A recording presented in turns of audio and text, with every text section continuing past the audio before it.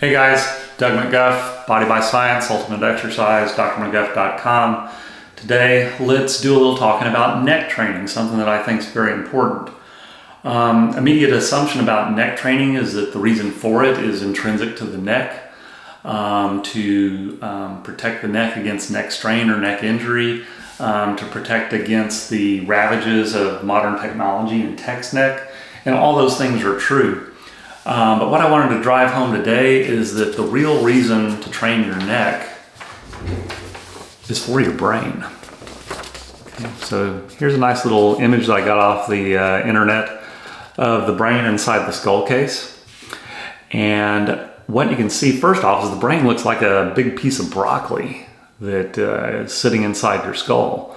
So you can see that if you get anything with a weak neck that like hits your poor little 15-pound head and it moves back and forth, you're going to get a lot of a slosh effect. It's almost like you're holding a stalk of broccoli in your fist and shaking it around inside of a bucket. And you could see the kind of damage that would cause, because you got this long stalk and you got this brain that weighs 1,500 grams. That's 1.5 kilograms. Multiply that by 2.2 and you've got that many pounds of brain tissue inside your hard skull. So you can see what a big deal that is. But the thing is, the brain isn't just sitting inside your skull. It's floating inside your skull. So the brain is actually floating inside this light blue stuff here, which is cerebral spinal fluid, and also floating inside this darker blue stuff, which is venous blood inside the dural venous sinuses of the brain. These are like big veins inside the brain that are encased in a hard connective tissue. So the whole brain is floating inside of this thing. And the cool thing about that is your 1,500 gram brain floating inside there now has an effective weight of only 50 grams. So that has a massive shock absorbing effect just by the fact that your brain's now floating and doesn't effectively weigh that much anymore. But also that fluid is serving as a shock absorber and a cushion to diminish the slosh effect that occurs when your head gets hit. So that makes the presence of cerebral spinal fluid and venous blood a very protective thing for your brain. But you're asking, what does that have to do with your neck musculature? And I'm about to explain that to you. So first, let's look at how spinal fluid is produced. So arterial blood flow is going through the brain, and it terminates in some little tiny arterioles in this region right here called the choroid plexus. And the choroid plexus basically pumps blood through these filters that make an ultrafiltrate of blood that is a water-like material called cerebral spinal fluid. And that moves through all the different ventricles of your brain, tracks around the subarachnoid membrane, which is a little cellophane-like covering of the brain, so it is completely encased in fluid, as is your spinal cord. That arachnoid membrane, that cellophane layer, goes all the way down to the base of your spinal cord. So your entire central nervous system is floating in fluid. In addition to that, the arteries in your brain terminate into venules that terminate in veins and collect inside the dural venous sinuses of the brain. So these are big venous vascular structures inside the brain. This is your sagittal sinus, comes down into the confluence of sinus, coming out this way towards you, towards the camera, are the transverse sinuses. And your brain's also floating in that blood. But the thing the dural venous sinuses do is you have these little dudes right here. Those are called arachnoid granulations. And what's happening is the cerebral spinal fluid that's produced has a certain amount of pressure. Let's call it, just arbitrarily, 5 centimeters of water.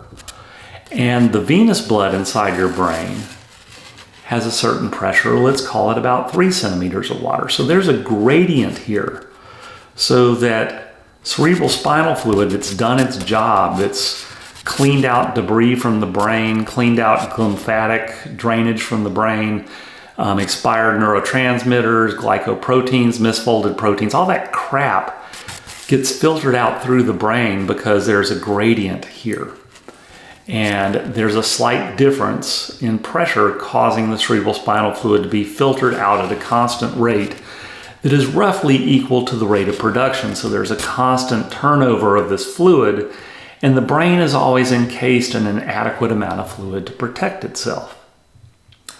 So there are circumstances where you can underproduce CSF relative to how fast it's moving out of the brain. So if for some reason you drop venous pressure in the dural venous sinuses, that creates more of a gradient, and the CSF will filter out at a rate quicker than it's produced. So the whole brain is now floating in much less fluid. These people are going to be much more prone to exercise-induced headache. They're also going to be much more prone to significant brain injury with a head injury or a concussion. So what does neck have to do with this? Well, let's take a look. The main thing that's draining blood from the dural venous sinuses out of the brain down to the heart where it can be disposed of is the internal jugular vein. So those dural venous sinuses are all connecting to this internal jugular vein. And on this side of the picture, we have the overlying musculature stripped away.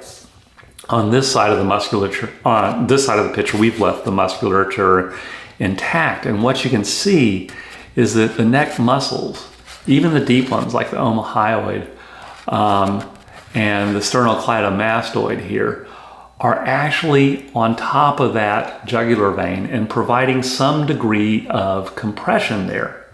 Because we got to remember that muscles, when they're not actively contracting, are not just laying there. There's always some motor units firing, and that creates something called tonus, which is the residual tension that exists in a muscle that's not actively contracting. The better conditioned and larger a muscle it is, the more tonus it's going to have.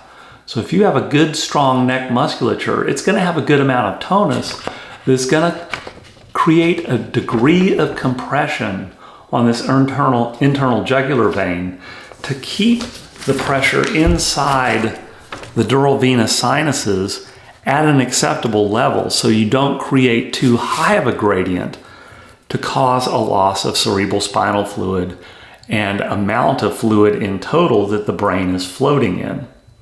Now, recently there's been a company that came out that realized that the solution to concussion is not helmets. Helmets protect the skull, but it doesn't protect against the acceleration and deceleration forces. What protects against concussion is this fluid that the brain is bathed in to prevent the amount of sloshing that's occurring when you take a hit. Well, their solution to this was this device here. It's called a Q collar. You can Google it. This is now an FDA-approved device for athletes in contact sports to prevent and to help decrease the risk of concussion. And this is a brilliant device.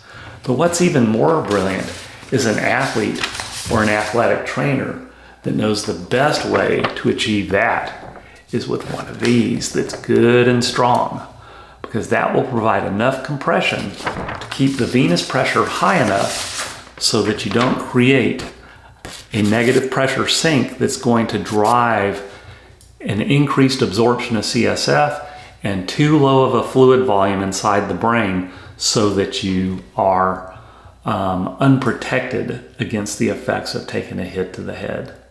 So that's the message that I want to drive home to you guys today, that the reason to train your neck is because of your brain. So in the next video, I'll be showing you a really simple way to train your neck so that you too can be protected against concussion. Till next time, let's make certain that your real life is better than your virtual life. Talk to you soon.